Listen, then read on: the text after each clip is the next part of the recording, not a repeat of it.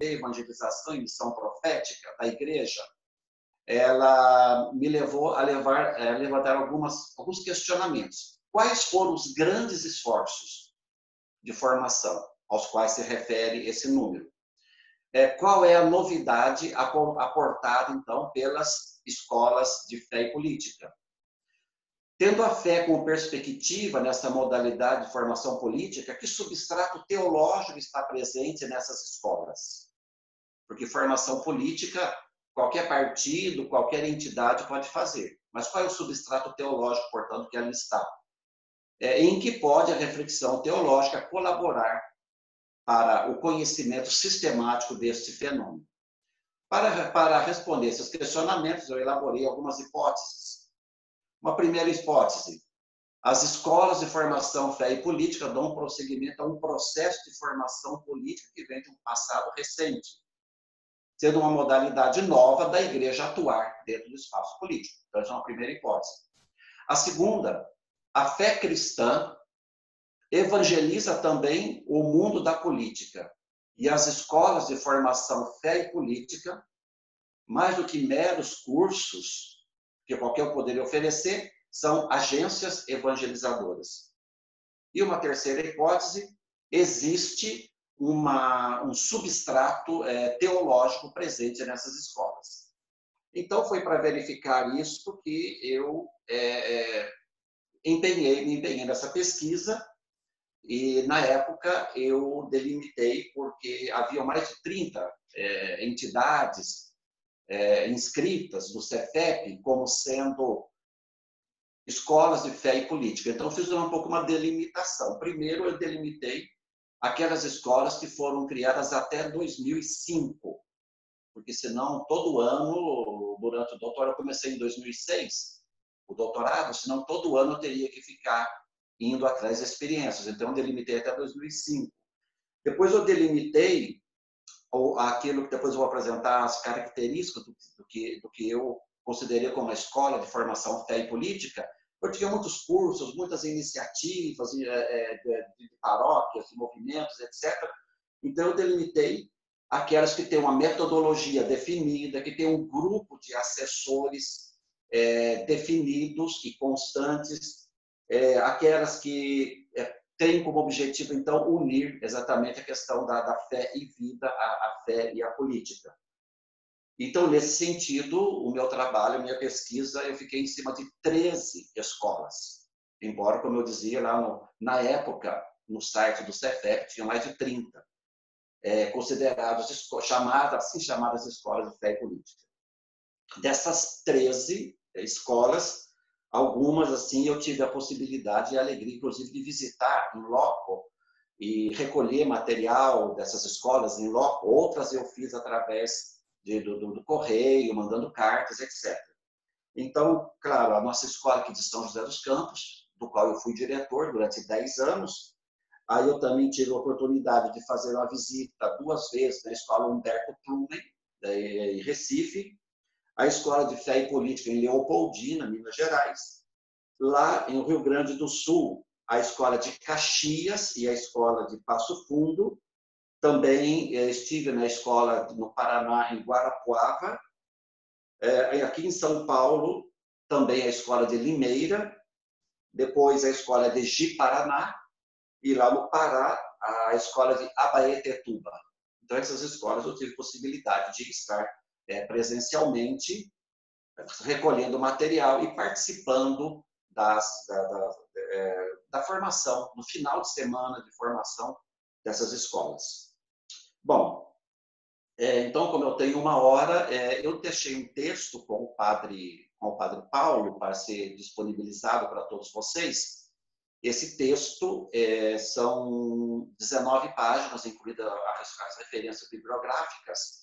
É bem um resumão do que foi a minha tese, e alguns pontos eu vou aqui aqui meio en passant, para que a gente seja fiel aí ao tempo que foi estipulado pela coordenação para essa minha fala, para essa minha contribuição para vocês. Como eu digo, eu fico muito feliz dessa possibilidade, porque é a segunda vez que eu estou falando isso. O material será enviado por e-mail, né? A pergunta, eu não sei como que vai fazer a coordenação, se vai enviar esse texto. Eu deixei um link, aliás, 2 links. Deixei um primeiro link, onde está o texto que eu estou seguindo aqui, e deixei um segundo link que remete a uma pasta de doutrina social da igreja, onde vocês têm mais de 1.300 arquivos. Aí, o material já está no grupo, né, foi colocado aí. Então, o primeiro link é esse que eu estou passando hoje aqui, e esse segundo link são esses mais de 1.300 arquivos, que muitos de vocês até já têm um pouco com o material que o Dom Adolfo preparou em Abaetetuba, o tempo que ele era padre lá naquela diocese e colaborava na Escola de Fé e Política, que ele, na época, passou para nós, em reuniões do CEFEP, nos passou, e também material que eu fui produzindo, enfim, vocês vão encontrar lá no segundo link que vai chegar para vocês. Bom, eu quero começar falando de algumas experiências histórico-pastorais antes de entrar propriamente na questão das escolas de formação Fé e Política. Então, nós temos uma primeira experiência de formação Fé e Política, que é mais numa linha de neocristandade e que eu chamo, na minha tese, de inserir a igreja de maneira afirmativa na sociedade republicana. E a gente sabe que pelos fins do século XIX, com a proclamação da República, a igreja foi perdendo espaço e foi se acentuando cada vez mais a laicidade do Estado. E alguns movimentos leigos tiveram, então, uma importância decisiva para tentar resgatar, digamos, esta credibilidade ou esse espaço que a igreja havia perdido. Por isso que a gente diz que estamos aí num âmbito de neocristandade. E aqui tem muita importância o cardeal Leme, da Arquidiocese de Olinda, e depois, posteriormente, do Rio de Janeiro, a carta que Dom Leme escreve para a Diocese de Olinda, onde, então, ele diz que somos no Brasil uma maioria católica, mas não exercemos nenhuma influência nos destinos e na organização do país. Dentre outras causas, o arcebispo destaca a ignorância religiosa, a qual dedica todo o restante do texto. Na segunda parte, ele aborda essa ignorância em todos os níveis, tanto entre os intelectuais, quanto também nas camadas mais populares. Na terceira parte, ele fala da instrução religiosa como meio para vencer essa ignorância. E na última parte, apresenta, né, os cumprimentos das diversas esferas civis, religiosas, etc. Mas então, essa carta de Dom Leme, ela se tornou um pouco o marco, digamos, dessa conquista do novo espaço da igreja, aquele espaço que havia perdido com a proclamação da República.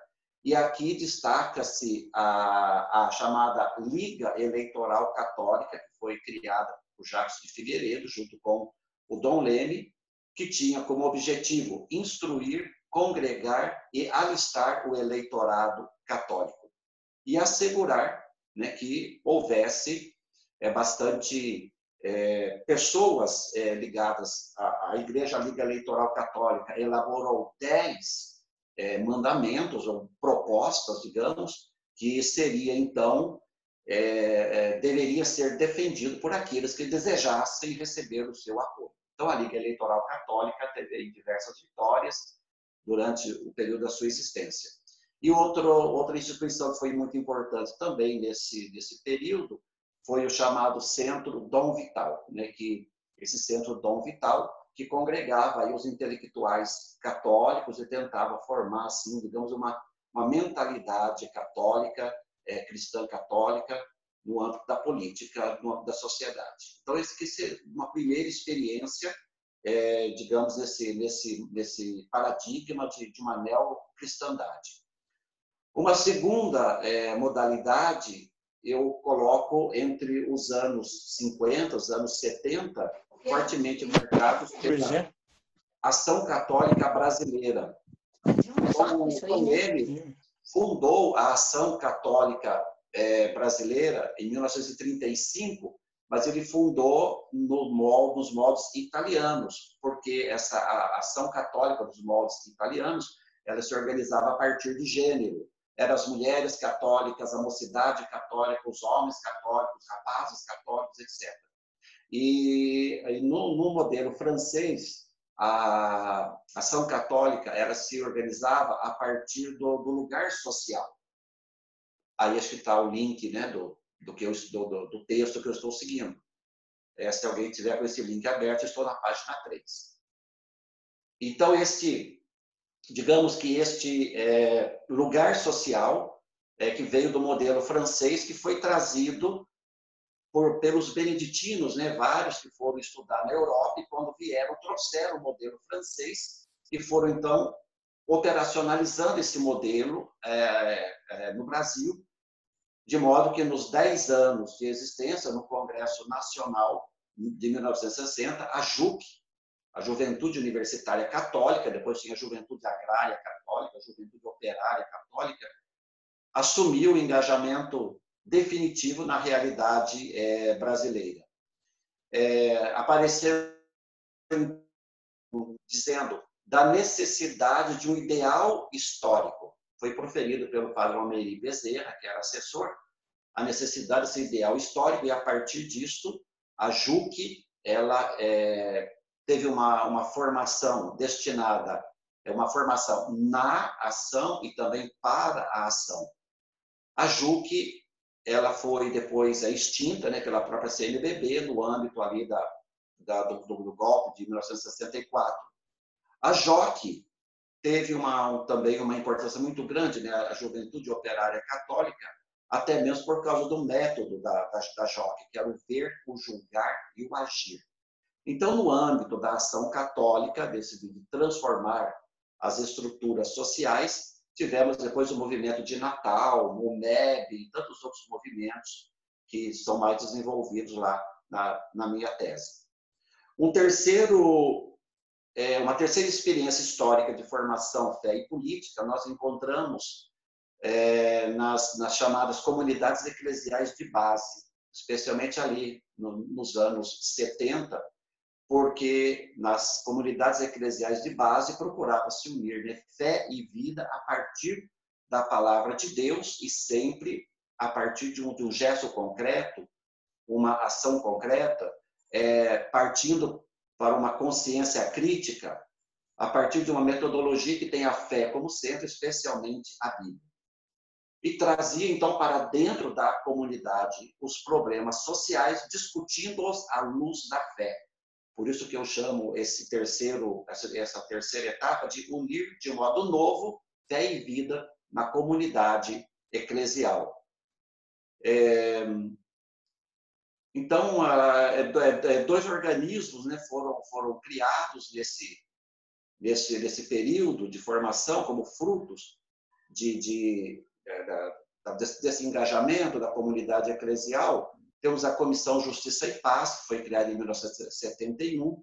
Temos o Conselho Indigenista Missionário, CIMI, que foi criado no ano seguinte. Muita importância tiveram os planos bienais da CNBB, a partir de 1973.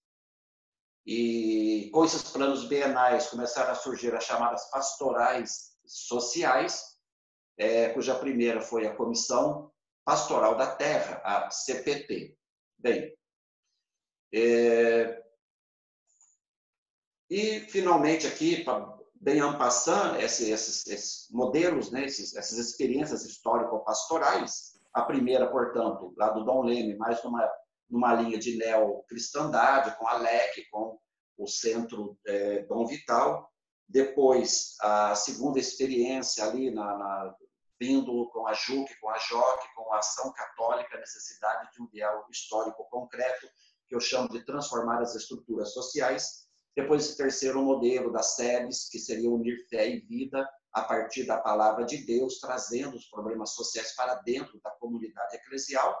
Chegamos aí numa quarta e última modalidade, que eu chamo das cartilhas de formação política. A necessidade de expandir cada vez mais essa formação política levou, então, várias dioceses a elaborarem cartilhas de formação para as comunidades, cartilhas de formação política. Foram se multiplicando pelas dioceses, essas cartilhas, mas também essas cartilhas foram perdendo as suas características iniciais, que visavam a educação política do povo para sua efetiva participação e o pleno exercício dos movimentos e associações populares.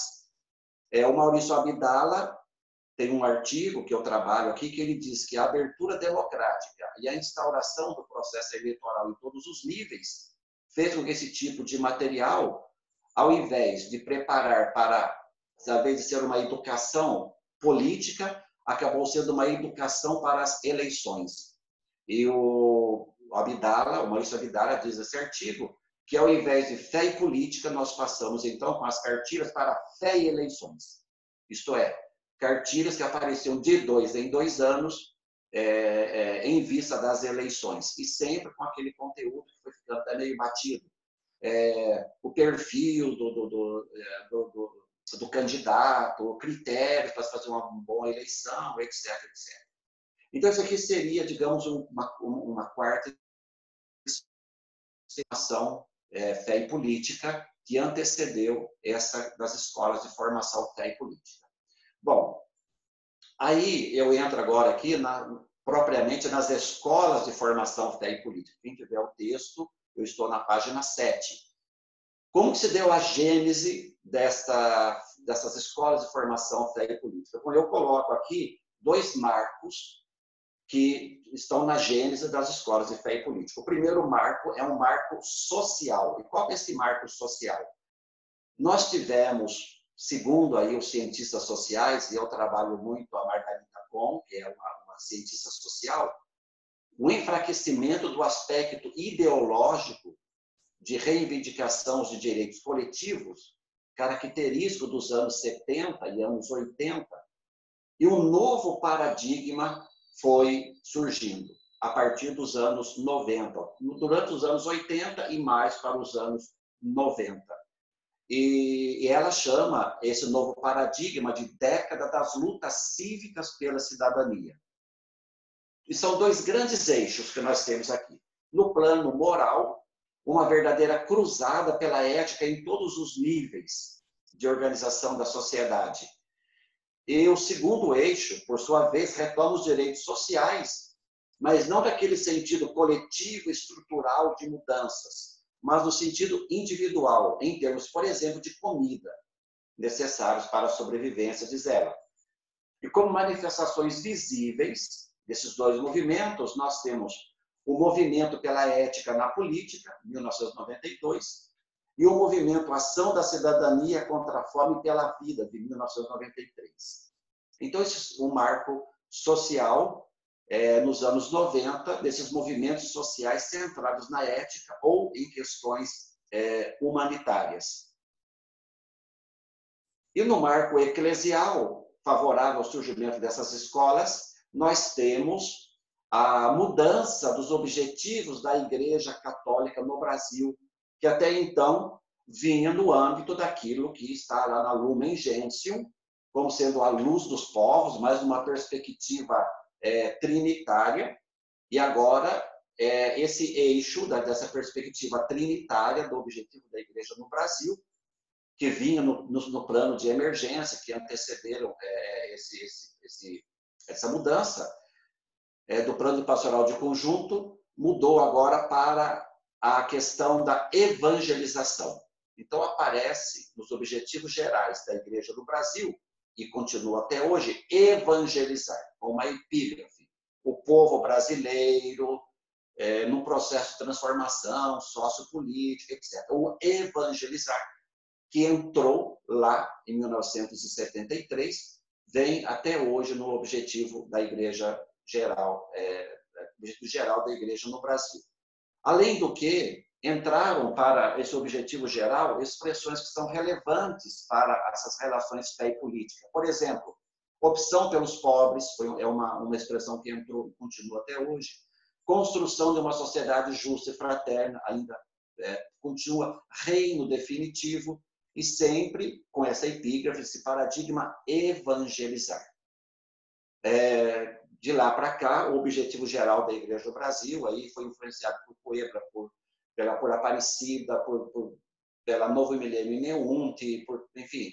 Mas essas expressões, opção pelos pobres, construção de sociedade justa e fraterna, reino definitivo, continuam ali sempre presentes. As escolas de formação política surgem, portanto, dentro desse novo contexto, né, social e eclesial, marcado o marco social, esse movimento pela ética na política e os movimentos aí, contra a fome e a miséria, e também por esse objetivo da igreja, evangelizar, e aí os povos, sociedade justa e fraterna, enfim, essa mudança do objetivo geral em relação ao que vinha do plano de pastoral de conjunto, que, por sua vez, fazia referência lá a Lumen Gentium. As escolas de formação fé e política não se apresentam propriamente como um lugar geográfico, mas como uma categoria da realidade, que deseja intervir positivamente na tessitura social, preparando, então, novos atores sociais.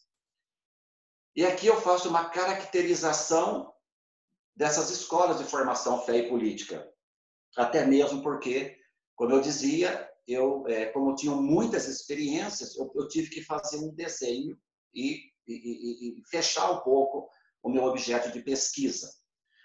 Então, eu coloco como escola de formação fé e política experiências configuradas no seguinte sentido. Primeiro, que mantenham um curso regular, às vezes de 1 ano, às vezes de 2 anos, às vezes mensal, um curso regular, com um conteúdo bíblico, teológico, que contempla o ensino social da igreja, bem como matérias auxiliares no campo das ciências e filosofia política, sociologia e etc. Isso é uma primeira delimitação do meu objeto. Segunda delimitação, que as escolas de formação fé e política tenham como objetivo principal educar e preparar para a militância política a partir da fé. Porque, como eu dizia, qualquer entidade da sociedade civil pode fazer um curso de formação política. No caso nosso, nós temos um diferencial que é exatamente a questão da fé. O terceiro aspecto, para delimitar um pouco o que seriam então essas escolas de fé e política, experiências que desenvolvam uma metodologia definida, ajudada por um grupo de assessores. Esse grupo de assessores, em geral, já é um grupo que está presente em todos os momentos daquela determinada experiência. E um quarto requisito para uma escola de fé e política que possua um vínculo estável com a diocese, com o movimento ao qual elas pertencem ou com o regional da CNBB. Então, a partir disso, eu delimitei e, com isso, eu cheguei, então, ao número de 13, naquele período, em 2005, de 13 experiências configuradas nesse sentido, como eu dizia, das quais 9 dessas 13 eu tive a possibilidade de visitar e conhecer em loco. A primeira experiência, nesse sentido, começou em 1991, na Diocese de Ji-Paraná, onde, com muita alegria, eu estive por 2 vezes. Depois veio, em 1995, a Escola Cristã de Educação Política do Interdiocesano Centro-Oeste do Regional Sul 3 da CNBB, que compreende as dioceses de Cachoeira do Sul, Cruz Alta, Santa Cruz do Sul, Santa Maria, Santo Ângelo e Uruguaiana. Em seguida, tendo como motivação a campanha da Fraternidade de 1996, cujo tema foi Fraternidade e Política, surgiram outras escolas, seja na preparação para essa campanha, seja motivado por elas. Então, essa campanha motivou diversos encontros, e como fruto imediato temos a Escola de Fé, Pesquisa e Apoio aos Trabalhadores, o CEPAT, de Curitiba, a Escola Cristã de Formação Ética, Política e Cidadania, do Interdiocesano Norte, Regional Sul 3, da CNBB, que compreende as dioceses de Passo Fundo, Erechim, Vacaria e Frederico Westphalen, e a Escola Diocesana de Educação Política de Limeira. Então, escolas que surgiram no bojo da preparação para essa campanha da fraternidade. Depois dessa campanha da fraternidade, nós tivemos 8 escolas que surgiram como frutos concretos dessa campanha da fraternidade. Temos o Centro Diocesano de Formação Social e Político de Jundiaí, aqui no estado de São Paulo, a Escola Diocesana Formação Fé e Política de Guarapuava, estou vendo que o Thales está participando conosco, a Escola Política e Cidadania de São José dos Campos, o Centro Sociopolítico da Diocese de Nova Iguaçu, a Escola de Formação Política de Pouso Alegre, em Minas Gerais, a Escola de Fé e Política Padre Humberto Plumen, no Recife, a Escola de Formação Fé, Política e Trabalho da Diocese de Caxias, no Rio Grande do Sul, e a Escola Diocesana de Fé e Política de Leopoldina, em Minas Gerais. Depois dessas, muitas outras aí surgiram pelo Brasil. Como eu disse, eu me ative até o ano de 2005, no meu levantamento. Aí depois foi criado o Centro Nacional de Fé e Política, o CEFEP, no que nós estamos agora aqui reunidos. Bom, tendo como base esse cadastro do CEFEP, eu então organizo assim, num primeiro grupo, nós temos as escolas regionais, unindo várias dioceses. Por exemplo, a Escola Cristã de Educação Política, do Interdiocesano, do Regional Sul 3, da CNBB. Temos também, às vezes, algumas escolas diretamente vinculadas ao regional da CNBB. Por exemplo, a Escola Padre Humberto Plumen, do Recife, que está vinculada ao Nordeste 2. A Escola de Fé e Política do IPAR, que está vinculada ao Regional Norte 1. Esse seria um primeiro grupo.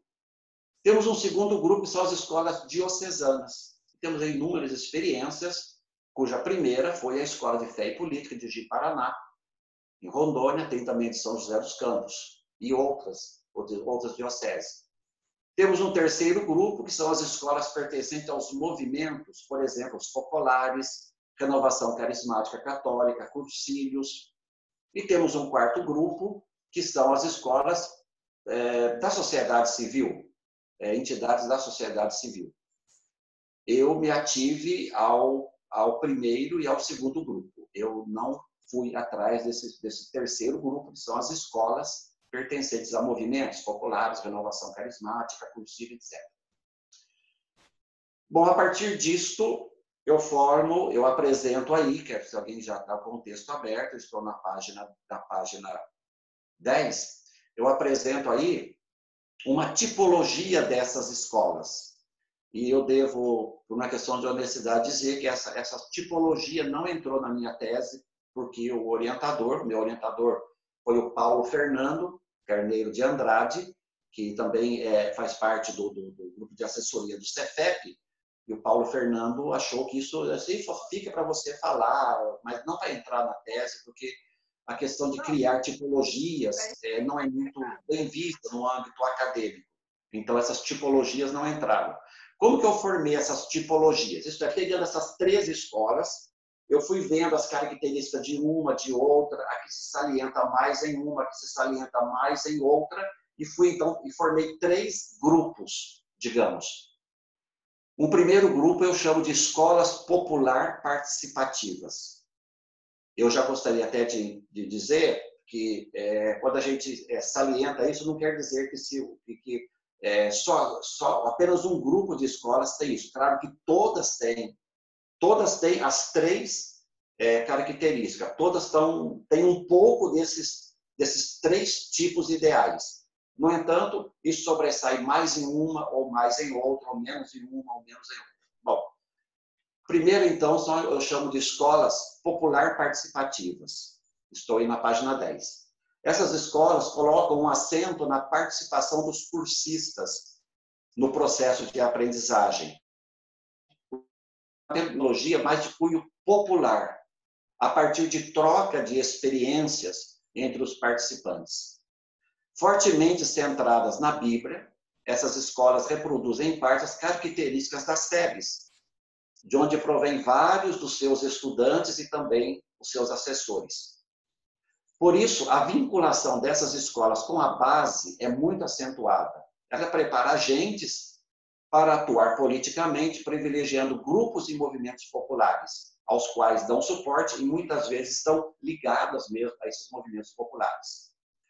Esse grupo de escolas, que eu chamo, portanto, de escolas popular participativas, enfatiza a dimensão evangélica em sua formação, a partir de um compromisso com o pobre na prática do Jesus histórico, que é a fonte da sua experiência de fé. Estão presentes nessas escolas um viés escatológico, representado pelo reino de Deus, que deve ser construído desde já, a partir dos seus valores fundamentais, amor, vida, justiça e paz, e que se contrapõe ao anti-reino, entendido como estruturas de pecado presentes na sociedade. A vinculação com a base, portanto, é muito acentuada nessas escolas, especialmente com os grupos e movimentos populares. A mediação política dentro desse grupo de escolas passa por práticas revolucionárias, transformadoras, que se encarnam nos movimentos e lutas populares, como, por exemplo, Cines, CPT e pastorais sociais. Esse seria um primeiro grupo, uma primeira tipologia, aliás. Não é que esse grupo exista na prática, é uma primeira tipologia. Algumas escolas têm mais essa característica do que outras. Uma segunda tipologia, eu chamo de escolas acadêmico-institucionais. O acento dessas escolas acadêmico-institucionais está mais no conteúdo. E é um conteúdo fortemente estruturado e coerente. A metodologia dessas escolas é mais discursiva, utilizando recursos modernos de multimídia, entre outros.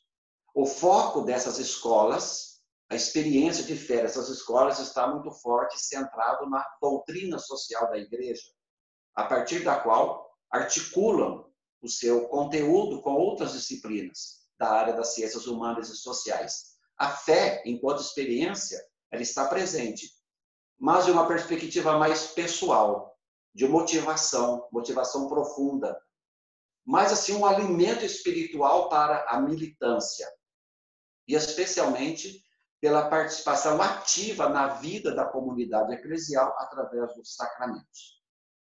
A eclesiologia que subjaz a essa tipologia de escolas é a missão de evangelizar, que a igreja tem em face do mundo da política, sendo essa tarefa confiada aos cristãos leigos por causa de sua índole secular. Assim, o anúncio da doutrina social da igreja se torna um elemento essencial do anúncio do evangelho, não podendo ser entendido, a doutrina social, como algo opcional ou irrelevante. Então, isso aqui seria uma segunda tipologia, que algumas escolas têm mais, outras têm um pouco menos. Uma terceira tipologia eu chamo de escolas ético-políticas. Esse grupo de escolas se destaca pelo acento na dimensão ética, mais que no aspecto fundante da fé. Embora exista nessa escola uma motivação de fé, porque ligadas à igreja, a sua efetivação não contempla somente o específico cristão, para assim ser aberta para todos. Seu conteúdo é marcado por aspectos dominantes da sociologia, das ciências sociais, da filosofia política, e a sua metodologia implica uma linguagem mais inclusiva, evitando um discurso exclusivo cristão, a partir de conteúdos bíblico-teológicos e doutrina social da igreja. Não é que não tem, mas privilegia-se mais uma linguagem mais ligada às outras áreas. A referência à ética enfatiza a característica principal dessas escolas, ou seja, a centralidade do ser humano e o empenho pela transformação das estruturas sociais.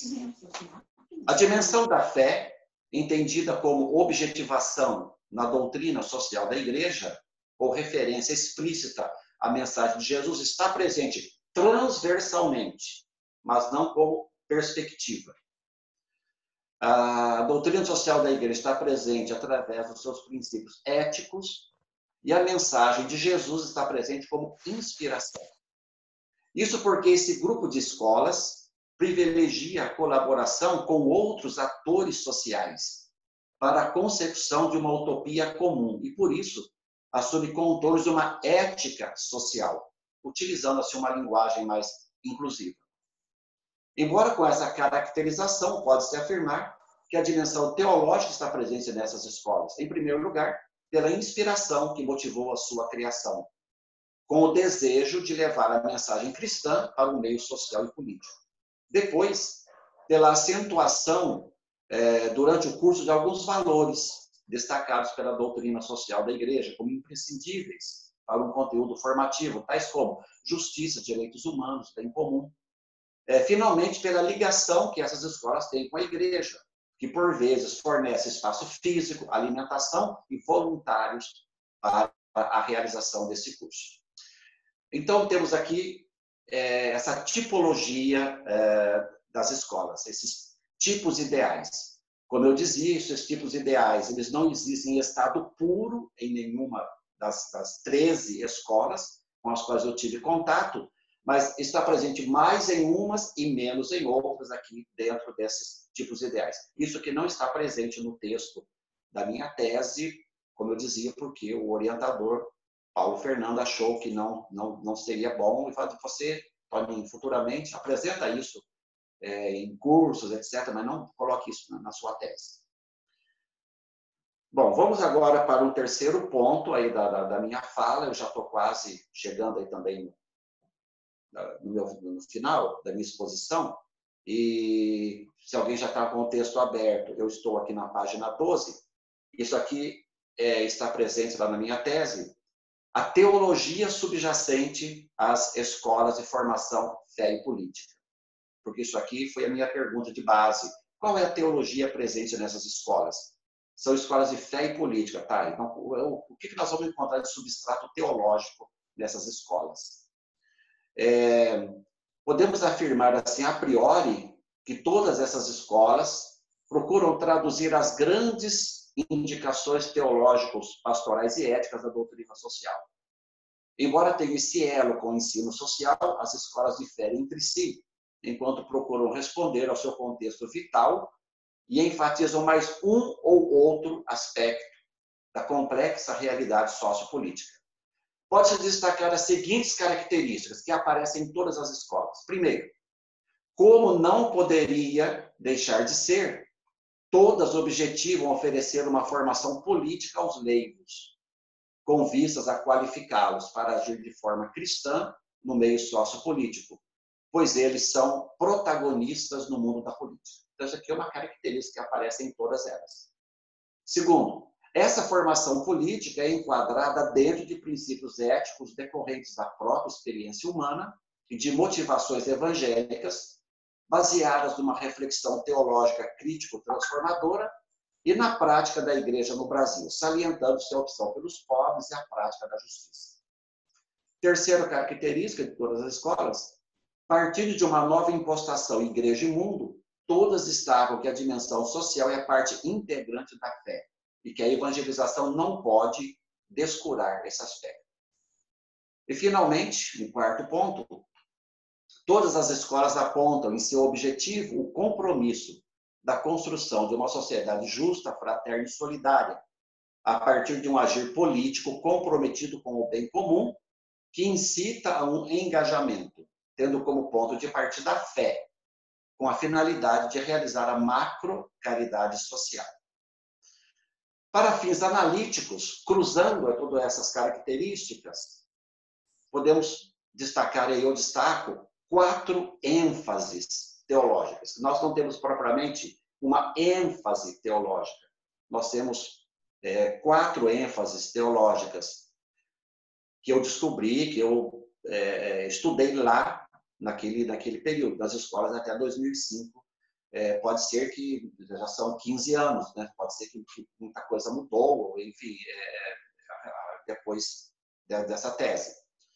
Uma primeira ênfase teológica eu chamo de teologia do engajamento social, que articula questões importantes da doutrina social da Igreja, como sociabilidade humana, o sentido teológico da atividade humana no mundo, onde essa se reveste de uma densidade ética e teológica de transformação social.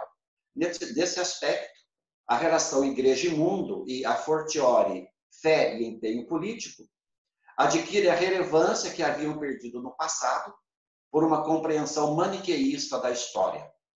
Outros aspectos relevantes da doutrina social, como o valor da criação, centralidade do ser humano no mundo, são valorizados também nessa teologia do engajamento social. Ela se fundamenta no livro do Êxodo. Isso encontrei em diversas escolas, especialmente os primeiros capítulos do livro do Êxodo.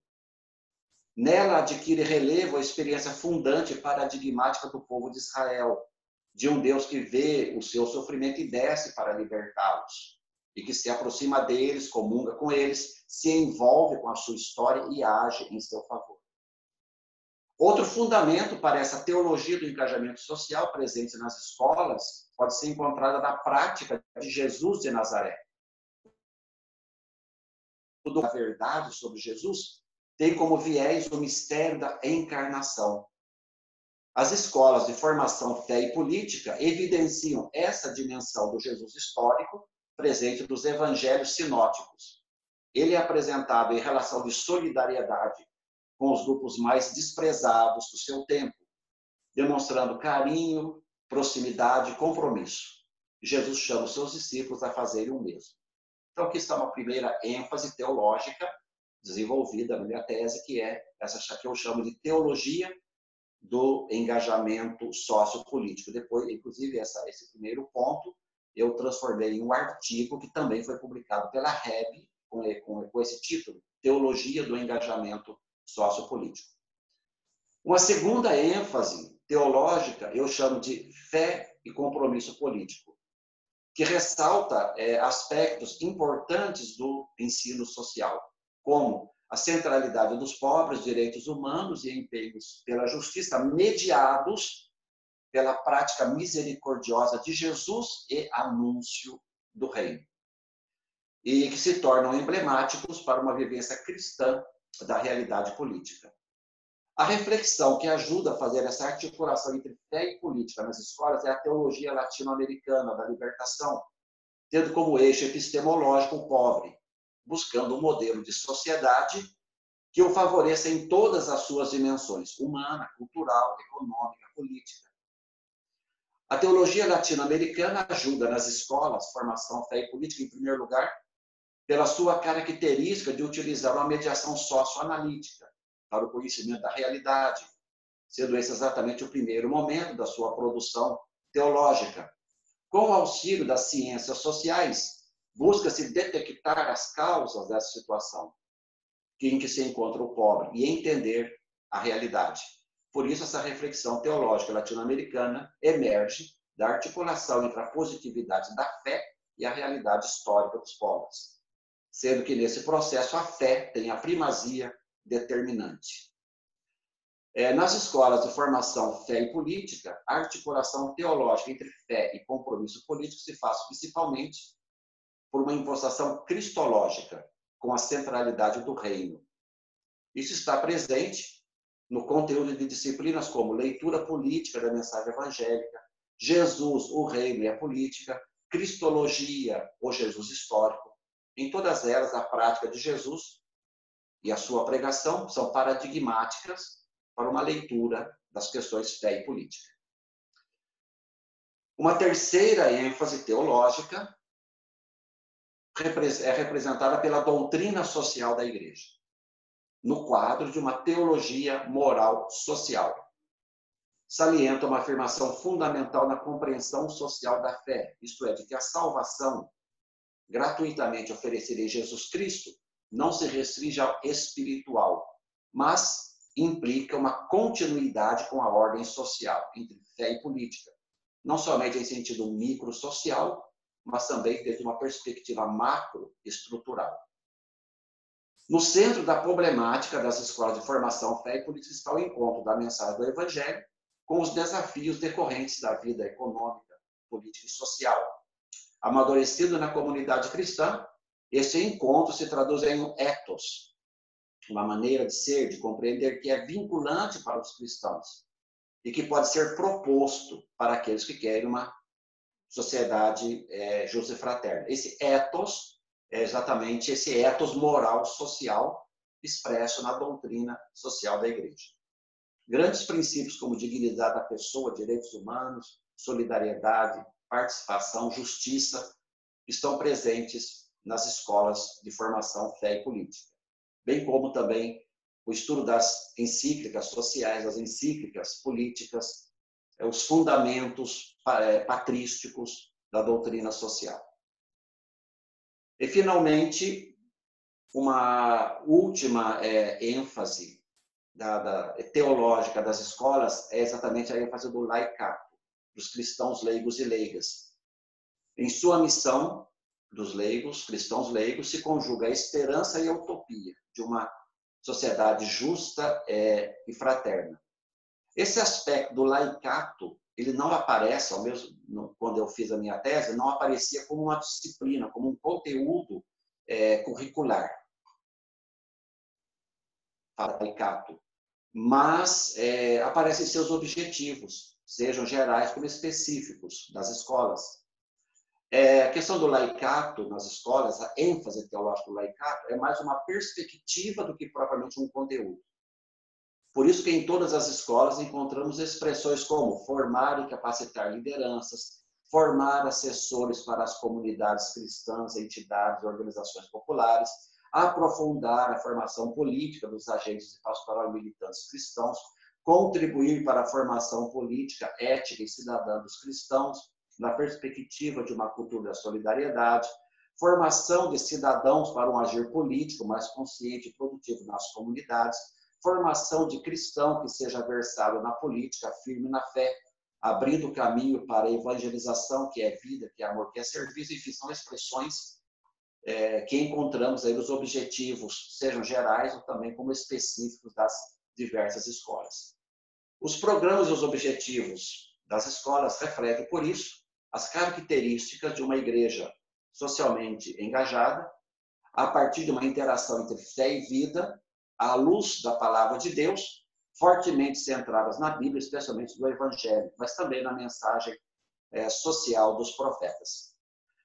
Essa teologia do laicato, subjacente nas escolas, destaca a responsabilidade dos cristãos leigos no empenho sociopolítico, ora sendo apresentado como sujeitos dessa ação, ora como protagonistas, o que os fundamenta ontologicamente ao batismo, pelos quais são incorporados a Cristo. Enfim, a política é afirmada nessas escolas como uma realidade laica, que tem a sua autonomia específica, seus meios e seus fins. Por isso, o leigo, que está na política, não é um delegado da igreja, como queria lá a ação católica, mas menos ainda um defensor dos interesses da hierarquia, como dentro de um regime de cristandade, que está na política para conseguir benesses para a instituição eclesial. Não precisa responder à igreja por sua atuação política, embora esteja sempre aberta a uma avaliação ético-pastoral por parte da comunidade eclesial a partir dos princípios do ensino social da igreja. Então, são essas quatro, digamos, ênfases teológicas que têm um destaque na minha tese. A questão do engajamento social, depois a fé e compromisso político, a doutrina social da igreja nessa perspectiva de moral social e a questão dos cristãos leigos. Eu vou concluindo a minha fala dizendo que esse meu trabalho procurou apresentar, eu estou aqui na página 16, né? Se alguém está seguindo o texto, ao menos aqui no meu computador, página 16, esse trabalho procurou apresentar as escolas de formação fé e política, tendo o qualificativo fé em sua nomenclatura. Essas instituições sociais apresentam um estatuto teórico que as difere de outras que também se dedicam à formação política. temos aí na sociedade, né, experiências de formação política, a nossa tem esse qualificativo, fé, sendo exatamente essa dimensão da transcendência que as torna sui generis dentro da sua ordem. O diferencial dessas escolas está exatamente nessa dimensão da fides, fé, que lhe serve ao mesmo tempo como motivação, como luz e como finalidade. Esta é a novidade desta modalidade de formação do laicato.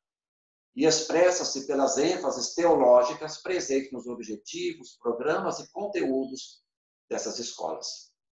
Outro aspecto a ressaltar é o esforço dessas escolas em responder aos desafios da sua época e do seu contexto, procurando se inculturar na realidade que a circunda, tanto social quanto eclesial, engendrando uma forma assimilável aos seus participantes, pois os cristãos engajados são os sujeitos epistemológicos da doutrina social da Igreja, conforme indicou a doutrina, o documento, a Carta Apostólica, o 50ª Adveniência.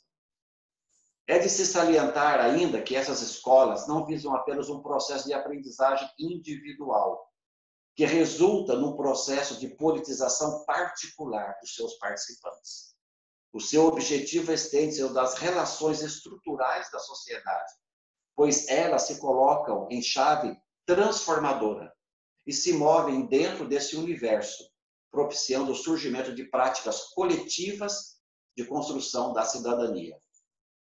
Há que se destacar ainda a colaboração dos cristãos com outros atores sociais para a transformação das estruturas sociais. Todas as escolas de formação fé e política evidenciam em seus objetivos, metodologias e conteúdo que o leigo está inserido nos movimentos populares, lutas sociais e partidos políticos por motivações e fé, porém, somando-se a outros que se dedicam à mesma causa, como indicaram João 23, na encíclica Pacem Terris, no capítulo em que ele intitula Chamados à Ação, e Paulo VI, na Carta Apostólica 50ª Adveniência, que também faz esse chamado à ação.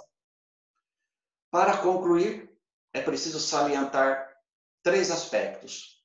O primeiro deles é o pensamento de Merleau-Ponty, que eu coloquei bem na epígrafe desse meu texto, está bem lá no comecinho do meu texto, e eu diz o seguinte aqui, Merleau-Ponty: uma pessoa se faz revolucionária não movida pelo estudo, mas por causa de uma indignação ética. O estudo vem depois, para preencher e dar precisão a esse protesto. Merleau-Ponty, um filósofo existencialista francês, Merleau-Ponty, vou ler novamente. Uma pessoa se faz revolucionária não movida pelo estudo, mas por uma indignação ética. O estudo vem depois, vem no segundo momento, para fundamentar, para dar precisão, para dar conteúdo a essa sua indignação ética, a esse seu protesto. Eu volto aqui para continuar. Então, esse é o que está lá, né, no início do meu texto, e também é a epígrafe da minha tese.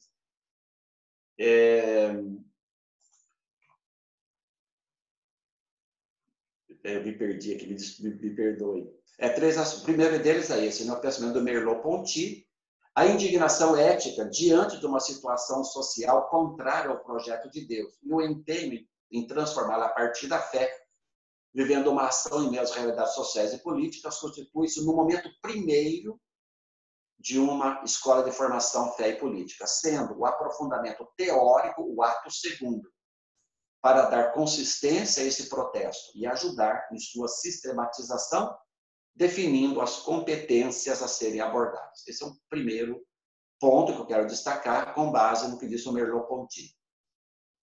O segundo aspecto, aqui à guisa de conclusão, a ser salientado é que as escolas de formação fé e política não esperam ser a panaceia da política, isto é, o remédio universal que vai curar tudo, mas sim uma colaboração com a formação de novos atores sociais, para que esses exerçam seu papel nessa área com ética e a partir do compromisso com a justiça, mas, sobretudo, à luz da fé, motivados pela utopia do reino, fiéis à mensagem e à prática de Jesus de Nazaré, dentro deste momento histórico. Finalmente, é importante insistir que essas escolas são realidade nova na Igreja do Brasil. Não se sabe ainda quais serão as consequências de seu trabalho, seja para a Igreja, seja para a sociedade. Isso eu estou escrevendo lá em 2006, há 15 anos. O fato é que, levando adiante essas iniciativas de formação, há pessoas motivadas pela fé, imbuídas de boa vontade, que ousam enfrentar obstáculos tanto fora quanto dentro da instituição eclesial. Elas são animadas pela certeza da ressurreição, acreditam na transformação social, creem em outra política possível e empenham nisso as suas melhores energias. E depois eu coloco aí as referências bibliográficas que eu utilizei nesse texto, que vocês depois vão encontrar aí no final. Então, essa contribuição que eu queria trazer para vocês, aí eu acho que consegui ficar aí dentro mais ou menos do espaço de 1 hora que me foi cedido e deixo aberto aí agora para também a intervenção de vocês e, quem sabe, algum esclarecimento, algo que vocês queiram também colaborar. Devolvo a palavra aí ao Padre Paulo ou ao Luiz Henrique.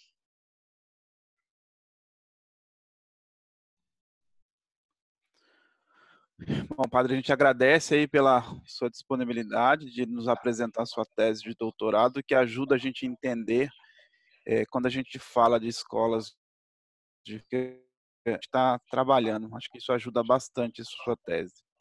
Nesse momento, nós vamos oferecer a palavra para as pessoas reagirem à fala do padre Toninho, se alguém tem alguma dúvida, tem alguma colocação.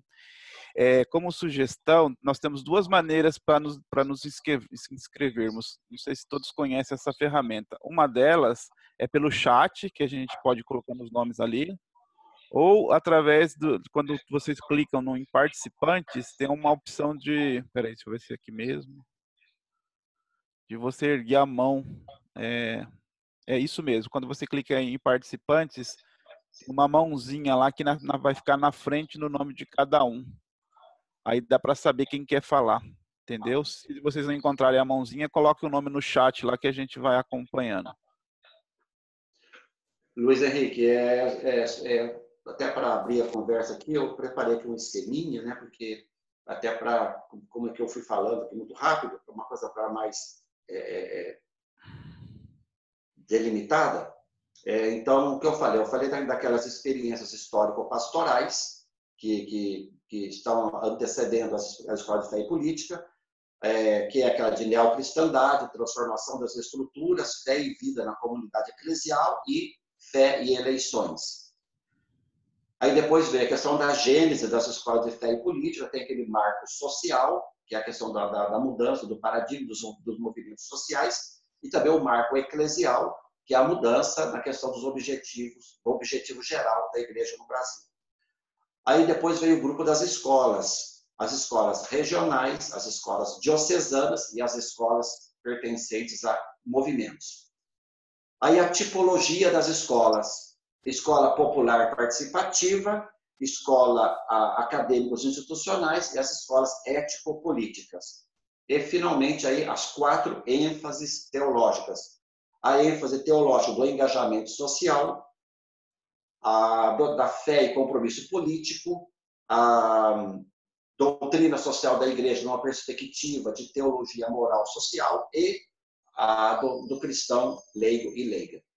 Vocês encontram o texto completo da minha tese. Eu tenho um blog que vocês certamente já visitaram, conhecem, chama-se caminhosevidas.com.br. Caminhos e Vidas, no plural, caminhos e vidas, tudo junto.com.br. Vocês lá têm diversas abas, lá nesse blog, tem lá os comentários de doutrina social que eu faço na Rede Vida e em outras ocasiões. Aí tem lá documentos sociais, tem os documentos da igreja, tem também artigos na área de doutrina social. Depois tem fé e política e ética e economia, são trabalhos produzidos, seja no tempo de Roma, seja no tempo da PUC, e a minha tese está na parte de fé e política, lá vocês vão encontrar. Aí depois tem lá vídeos, são participações, em entrevistas, etc. E, finalmente, tem uma parte de espiritualidade, que é a parte da liturgia diária. Então, essa contribuição também vocês podem buscar. E tem um link lá, acho que esse que ia ser colocado para vocês, um link de uma pasta chamada Doutrina Social, onde vocês vão encontrar aqueles 1000 e tantos arquivos de material de doutrina social da igreja, que pode ser útil ao trabalho de vocês. Devolvo a palavra. Obrigado, Padre Toninho. Antes de passar a palavra para as pessoas, eu só queria dizer o seguinte. Primeiro que a gente, nesse grupo, Padre, a gente, no trabalho de pesquisa de escolas de fé e política, nós fomos percebendo que existiam outras iniciativas no Brasil e a gente foi acrescentando. Então, aqui nós também temos as igrejas ligadas às igrejas batistas de fé e política, e escolas que não estão ligadas exatamente a dioceses, mas que trabalham no campo da formação. Então, o nosso grupo aqui é formado basicamente por essas experiências que a gente foi encontrando ao longo do tempo. O Newton está dando uma sugestão aqui, para quem não conhece a ferramenta, ele falou que clica no mais e aparece para levantar a mão. Então, essa é uma alternativa. E aí no chat, o Jair já se inscreveu e o Dom Giovanni já se inscreveu. Deixa eu ver se tem mais alguém. Não, é essa. Então, vamos lá. Jair. Jair, outra coisa, gente. Quando for se apresentar, coloca assim, por exemplo, Jair da escola tal, ou do grupo tal, por favor. Aí todo mundo vai sabendo quem está falando. Ajuda bastante. E o Eduardo também já se inscreveu.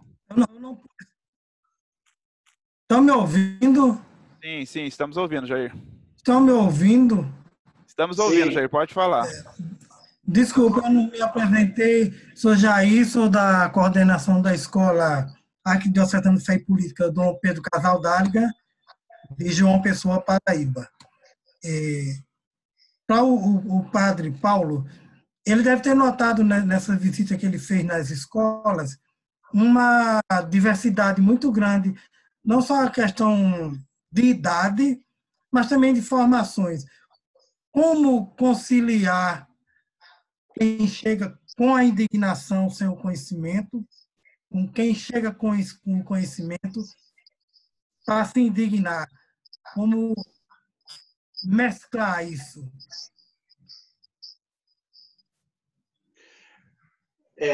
Então, respondendo, antes, só essa observação que o Luiz Henrique fez sobre o que foi se vendo lá para cá, vocês vejam que esse meu trabalho, ele já tem... Eu defendi essa tese em 2010. Então, já são 10 anos.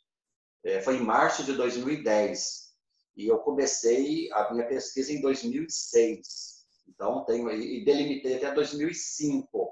Então, aí são bem 15 anos que já se passaram, que tem toda uma história que veio depois. E, quem sabe, a minha tese, aliás, eu até sei que a minha tese serviu para outros que foram trabalhar a questão de fé e política, de escolas de fé e política. Partiram da minha, que antes de mim, antes desse trabalho, não havia nada assim mais sistemático nessa área. É claro que de lá para cá, como disse o Luiz, se ampliou um pouco. Eu delimitei o meu objeto de estudo, porque senão ficaria amplo demais. Então, por isso que foi assim delimitado, até por força do orientador, que fosse mais delimitado a minha tese. E a questão é que o representante da escola Dom Pedro Casaldáliga, de João Pessoa, coloca, de fato, há uma diversidade muito grande de idade nas escolas de formação fé e política, as que eu pude visitar em loco. Não se vê muita presença de juventude, a maioria são adultos, pessoas de meia idade, participantes dessas escolas, jovem, nos seus 18 anos, 17, 20 anos, é difícil de encontrar. E vem a questão da indignação ética, isso é, a indignação ética é que motiva uma pessoa a querer transformar a realidade. A indignação ética motiva a pessoa a querer uma nova estrutura social. E aí, então, essa indignação ética, que é o primeiro momento, é o momento fundante, é que vai motivar essa pessoa a dar precisão a esse protesto, a buscar toda a dimensão teórica, digamos, ligados às questões de fé e política. Por isso que a gente sempre diz, no primeiro momento vem essa indignação ética, e no segundo momento vem o conhecimento, o estudo, a troca de experiências. Se a pessoa já não é movida por essa indignação ética, dificilmente ela vai se interessar por um curso como esse. Dificilmente. Ela não tem essa indignação ética, ela não quer transformar as estruturas sociais. Ninguém vai querer fazer um curso desse só para ter um diploma pendurado na parede. Então, é preciso ser motivado por essa indignação ética. Joia. Nós aqui, além do Dom Giovanni, que pediu a palavra, tem o Eduardo. O Robson Sávio também, depois vai querer dar uma palavra para a gente sobre uma questão que ele quer apresentar para todos nós. Então, eu vou colocar ele na sequência, Dom Giovanni, o Eduardo, depois o Robson Sávio, tá joia? E, gente, agora é a hora, nesse caso, agora das perguntas especificamente, depois a gente tem um prazo para a gente falar um pouco a respeito dos próximos passos. A Rosa também está se colocando para fazer pergunta. Se mais alguém quiser, daí eu peço para ir colocando no grupo aí. Dom Giovanni, por favor. Então, primeiramente, parabenizar o Padre Toninho por este trabalho sistemático, toda essa retomada histórica das escolas de teologia. Esses eventos históricos foram assim muito valiosos para a gente entender a história das escolas hoje. A importância também desse trabalho em relação às escolas de fé e política atual, toda essa dinâmica da formação dos cristãos leigos e leigas. Nós estamos, pela comissão, retomando os indicativos para a formação dos cristãos leigos e leigas. Esse trabalho que o senhor desenvolveu é muito importante para a gente retomar a importância do trabalho que o Cefep e as escolas de políticas nas dioceses e nos regionais estão fazendo. Eu achei interessante uma questão que o senhor colocou, diferenciando a questão da educação política. Eu entendo que seria o trabalho que as escolas de fé e política faz com a fé e eleições, né? Principalmente tendo como referência as cartilhas de fé e política que normalmente se editam e se publicam nesse período de eleições. Eu penso que as escolas de fé e política, elas fazem esse trabalho de educação política, eu acho que tem que ser permanente. O trabalho de cartilhas, eles estão voltados muito para as eleições e são trabalhos muito pontuais e que dificultam se ter, digamos, uma formação política mais ampla, né? O que você faz é dar indicativos para aquela eleição, para aquele momento político que o país, que o Estado, o município está vivendo. Eu gostaria que o senhor retomasse de novo esta relação entre educação política, que, ao meu ver, é feito pelas escolas de fé e política, e aquilo que, no passado, as comunidades eclesiais de base faziam com mais incidência, e ainda hoje, em relação a cartilhas de educação política e, na verdade, a educação para as eleições. É isso. Ótimo, Dom Giovanni. Já vou passar aqui para o Eduardo e para para a Rosa, depois o Robson vai falar, porque é uma outra questão, não é tanto uma pergunta. Aí o Padre Toninho responde as 3 perguntas num bloco, pode ser? Pode ser. Então, Eduardo e depois Rosa.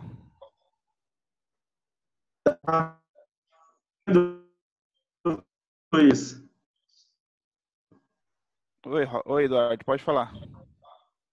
Luiz. Boa tarde a todas e a todos. Pergunta para o fator é a seguinte: talvez o som está ruim. Eduardo, a sua fala está bem picada. Não dá para conseguir ouvir. Não estamos entendendo. Então, vou falar, porque realmente não estou conseguindo ouvir. Não está dando. Talvez você vai ter que colocar a sua colocação por escrito, enquanto a Rosa vai falando. Pode ser? Nem a pergunta. Boa tarde a todas e a todos. A pergunta para o Padre Toninho é a seguinte: ele citou. Está ouvindo ou está som tá ruim? Nossa. Chegou tudo atrasado as falas do Eduardo. Pode falar, Rosa. Pode falar, Rosa. Tá, então eu sou Rosa, da Escola de Fé Política. Eu só quero falar assim, porque o Padre Toninho falou da escola e a Raquel colocou lá, parabenizando, e realmente assim, é uma alegria, é um prazer estar na coordenação dessa escola. Então, ela foi criada esse período após aí essa movimentação, né, da igreja, que trouxe realmente muitas pessoas interessadas em participar e fazer uma escola de fé política. Nesse período já havia parlamentares eleitos e havia 2 deputados, e aí assim, e cresceu o número de participantes, mas hoje a gente vê, e aí o Padre Toninho até falou aí nesse instante que os participantes da escola são pessoas assim, mais idosas, mais meia-idade, pessoas que vêm para participar da política. Então, nós temos poucos jovens. Nas formações últimas que nós fizemos aqui, nós tínhamos, assim, talvez nem 1%, né? Muitos poucos jovens participando. Mas, assim, hoje eu vejo uma grande dificuldade que a gente não tem um apoio, assim, né? Não temos mais o bispo, que era, naquela época, Padre Dom Antônio Possamay, que é quem motivava essa participação.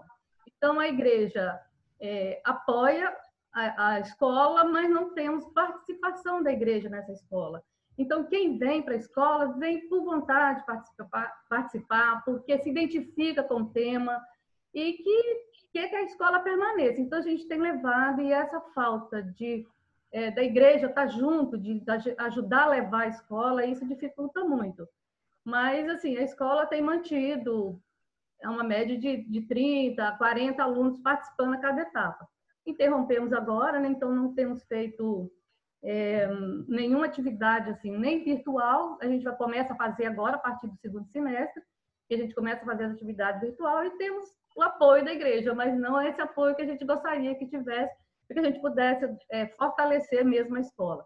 E a escola foi instalada e criada com o objetivo de fortalecer aqueles leigos que estavam na política, e ela permanece assim. Talvez a gente tenha agora que pensar uma nova grade para a escola. É isso que a gente tem mantido. Eu só queria colocar isso porque foi colocado como a primeira escola, e embora o Padre Paulo Adolfo encontrou uma escola em Manaus que está desbancando a nossa primeira escola de fé e política no Brasil. Tá? Mas é isso. Acho que não vamos deixar, não. Acho que a nossa escola é a primeira escola mesmo. Obrigado, Rosa. Eu estava junto com o Padre Adolfo quando surgiu essa notícia. Vocês estão querendo desbancar a nossa escola. Mas ainda bem que o Padre Toninho já escreveu isso na tese dele, já está publicado. Então, a primeira escola é a escola de Ji-Paraná. Tá certo. Tá Patroninho, o Eduardo colocou a participação dele aqui no texto. Padre Toninho, o senhor nos coloca 3 tipos de ideias próprios de uma categorização weberiana. É possível afirmar que, independente da tipologia, em todas as escolas, a base teórica seja de DSI? Tipos ideais. Sim. Então, padre, então, essas 3 perguntas eu acho que o senhor pode responder, depois a gente vai passar para o Robson Sávio. Tá. Eu quero começar pela última aí, com o Eduardo, né, que é a questão dos tipos ideais, Eduardo. Exatamente por ter essa caracterização weberiana, própria do Max Weber, de fazer os tipos ideais, o líder carismático, etc, etc. Então, foi exatamente essa questão que o Paulo Fernando questionou, e falou, Toninho, é melhor não colocar essa questão numa tese de doutoral, porque numa defesa vai ser bastante questionado, porque essa questão metodológica do Max Weber é muito difícil você isolar alguns elementos e depois aglutinar isso aqui e formar, então, esse tipo ideal como se fosse um chapéu que servia para vários grupos. Então, por isso que não entrou essa parte lá na minha tese. Mas, embora eu faça aquela caracterização, às vezes até parece que é meio... assim, quando eu falo acadêmico, institucional, eu falo, a minha não é desse jeito, não. Todo mundo quer ser a popular participativa. Não é no sentido pejorativo, né? Mas, como eu dizia, a doutrina social da Igreja, as questões relativas à cristologia, especialmente aos evangelhos sinóticos, as questões bíblicas, a questão das disciplinas acadêmicas da área da filosofia política, sociologia, ciências sociais, daquelas que eu, com as 13 que foram o meu objeto de estudo. Mas o que eu observei, porque o que eu fiz? Nessas visitas em loco, eu fui recolhendo tudo aquilo que as escolas produziam. Como eu participava no final de semana, eu ia recolhendo o material do assessor, eu ia recolher a Caxias do Sul, né? Caxias do Sul, eu estive também, eu fui recolhendo o material do assessor, eu fui recolhendo material dos alunos, daqueles que lá estavam, fui conversando com os alunos. Tem um trabalho aqui que eu escrevi, aqui dá para ver se me interessa. Eu tenho tudo isso guardado aqui, dividido escola por escola, das 13 escolas, esse material. Então, foi nesse sentido que eu fui construindo isso aqui mais acentua mais isso, aqui acentua mais aquilo. A gente eu percebi uma diferença das escolas, por exemplo, do Nordeste, do Recife, mesmo a escola de Ji-Paraná, onde eu estive lá por 2 vezes, também lá em Recife eu estive 2 vezes. Então, a gente percebe a diferença das escolas do Recife e de Ji-Paraná, por exemplo, com a escola de Caxias do Sul ou de lá, Passo Fundo. Então, até mesmo pelas características regionais, etc, etc. Então, foi nesse sentido que eu construí esses tipos ideais, dessas escolas popular participativa, acadêmico-institucional e ético-políticas. Não estão no meu texto, mas essas 3 características, claro, elas estão presentes em todas as escolas, embora se saliente mais em uma ou menos em outra, uma dessas 3 características aí. A Rosa, né, lá de Ji-Paraná, que beleza que vocês estão aí com 30, 40 alunos, né? Realmente isso aí é invejável, né? Que bom que a escola de Ji-Paraná, graças aí ao grande Dom Antônio Possamay, continua ainda com esse pique, né? Que beleza, que Deus abençoe sempre o Dom Antônio. E pela inspiração que ele teve lá em 1991 de criar essa escola, que foi a primeira do Brasil. Então, se descobrir uma outra anterior, a minha tese já ficou defasada já nessa questão. E o Dom Giovanni falou da questão das cartilhas, Dom Giovanni. Então, as cartilhas, elas foram uma exigência, especialmente no período de unir fé e vida na comunidade eclesial, que eu caracterizo como sendo aquele momento da formação política oferecida pelas comunidades eclesiais de base. Eu estive pesquisando lá na CNBB, na sede da CNBB, no documentário da CNBB. Então, quantas cartilhas que lá estão, todas catalogadas, eu tenho xerox dela. Alguém perguntou aí sobre a minha tese ela está no meu blog. caminhosevidas.com.br. Publicada não, mas ela estará disponível para ser baixada se alguém quiser. caminhosevidas.com.br. Na aba, lá você vai ver a aba Fé e Política, lá você vai encontrar.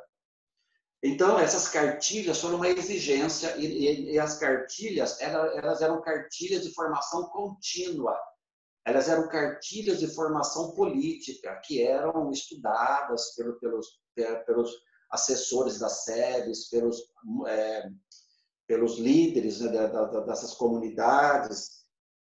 O que o Maurício Abdala coloca no seu artigo, um artigo sobre a vida pastoral, inclusive, é que depois, com a questão da abertura política, das eleições em todos os níveis, estas cartilhas que nasceram com essa perspectiva, digamos, positiva, de serem um auxílio para as comunidades, que era tudo em forma de desenhinho, de pergunta e resposta, o culpado conversando com outro culpado. Essas cartilhas deixaram de ser cartilhas de formação fé e política e começaram a ser cartilhas de formação fé e eleições. E aí, então, entrou naquela ciranda eleitoral. De 2 em 2 anos que elas começaram a ser produzidas. Não era mais aquela produção contínua para a formação dos agentes, dos movimentos, etc., etc. Mas começaram a ser produzidas, foram se restringindo de 2 em 2 anos. E o conteúdo, que era um conteúdo um pouco mais amplo de formação política, de discussão dos problemas, foi tomando cada vez mais um conteúdo eleitoral. Então, aquele esqueminha clássico, o perfil do candidato, o que você deve observar nas eleições, o que faz um vereador, um deputado, etc., etc. Então, aí acabou entrando na ciranda eleitoral e virou, então, fé e eleições. Eu quero terminar falando para a Isalene. A Isalene, agora há pouco, colocou aí perguntando, né, no chat, se a Laudato Si faz parte da doutrina social da Igreja. Claro que faz, né? Quando saiu a Laudato Si, ela foi saudada pela mídia como finalmente uma encíclica ecológica, finalmente uma encíclica verde.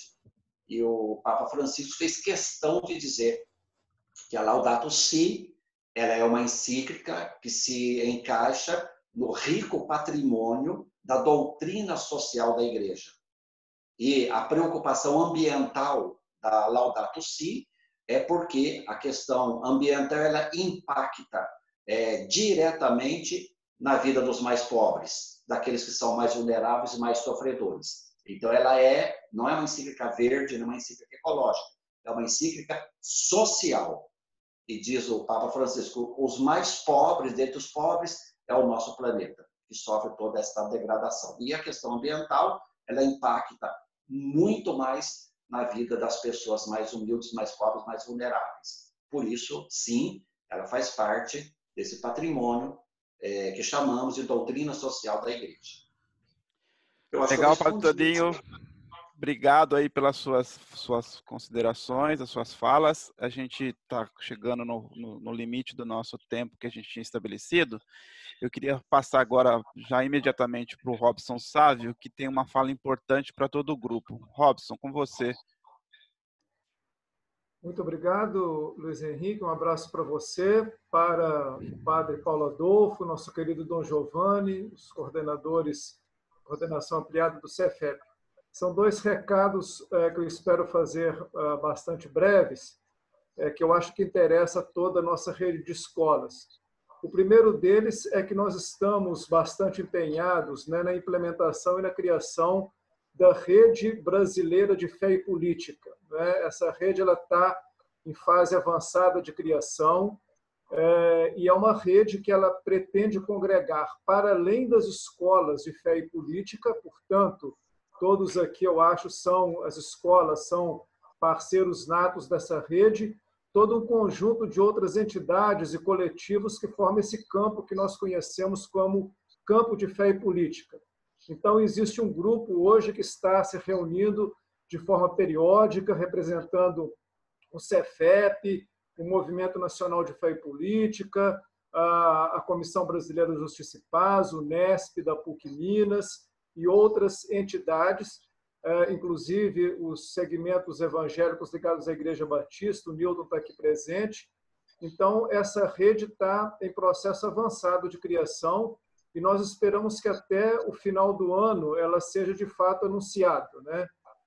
Então, será uma rede bastante ampla que, além das escolas de fé e política, congregará esse campo que nós estamos denominando de campo de fé e política, que envolve uma série de outras entidades pastorais sociais da igreja, grupos progressistas ligados a outros segmentos, inclusive de igrejas do segmento evangélico, e eu acho que será uma rede muito potente de formação e de articulação desse nosso campo, né? Através do Cefep, vocês, né? Outro parceiro estratégico também é o Conselho Nacional do Laicato do Brasil, inclusive o nosso Luiz Henrique, ele coordena lá no CNLB justamente esse campo ligado à fé e política.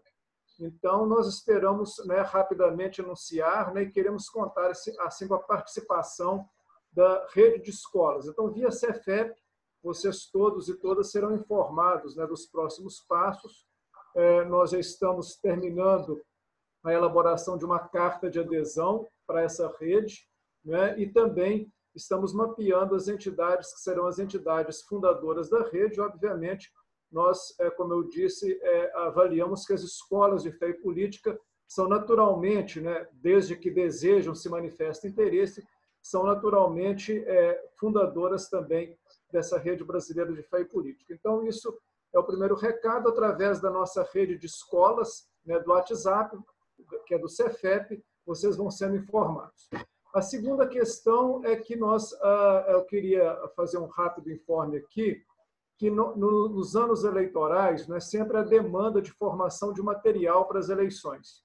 Há muito tempo, o NESP, que é um núcleo de estudos sociopolíticos ligados à PUC Minas e à Arquidiocese de Belo Horizonte, que juntamente com o Vicariato de Ação Social e Política coordena aqui na Arquidiocese de Belo Horizonte a formação, que nós temos oferecido à CNBB, ao Cefep e outros parceiros, como o Movimento Nacional de Fé e Política, o CNLB, né, e outros órgãos, nós temos oferecido um pouco do nosso material de formação.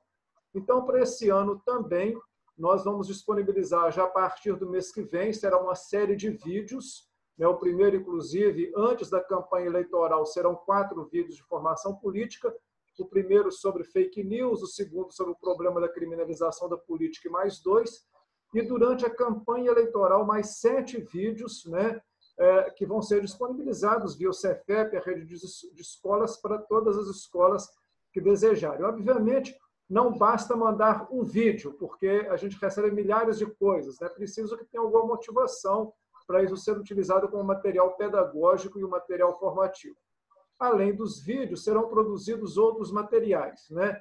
Nesse sentido, eu vou deixar aqui no nosso bate-papo do grupo tanto o endereço do site do NESP, que tem, inclusive, vários livros com muitos artigos na área de eclesiologia, doutrina social da igreja, política, sociologia, todos grátis, que podem ser baixados, e também o endereço do nosso canal do YouTube, do NESP, que tem uma série de vídeos e outros materiais lá que podem ser utilizados. Então, nós queremos disponibilizar esse material e contar com a parceria das escolas também, nesse sentido de divulgar e de reforçar essa rede de formação, principalmente voltada, especificamente nesse caso, para a questão das eleições, mas que objetivamente pode ser usado também em outros momentos. Muito rapidamente, quero agradecer, então, ao padre Adolfo, padre Paulo Adolfo e ao Luiz Henrique por essa oportunidade. Estamos à disposição. Um abraço a todos e todas. Muito obrigado, Robson. Uma notícia importante aí para todos nós, né? A gente vai acompanhando essa evolução da criação dessa rede brasileira.